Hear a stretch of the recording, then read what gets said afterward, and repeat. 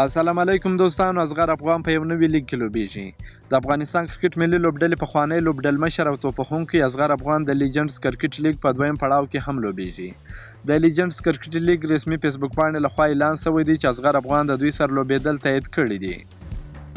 د دغه لیګ په لومړي پړاو کې هم اصغر افغان لوبېدلی و، هغه مهال پکې 3 لوبډلې وې او په دویم پړاو کې 4 لوبډلې دي. په لیجنډز کرکټ لیګ کې همداراز وریندر سهواګ، عرفان پټان او یوسف پټان هم لوبېدل تایید کړي دي. په دغه لیګ کې ټول متقاعد سوي یا ریټایر سوي لوبغاړي لوبیږي. دا لیګ به د روان 2022 کال په سپټمبر کې پیل شي او په اکتوبر کې به پای ته ورسیږي. د لیجنډز کرکټ لیګ په دویم پړاو کې به 4 لوبډلې وي چې 110 لوبغاړي به لوبیږي او 15 لوبې به ترسره کیږي.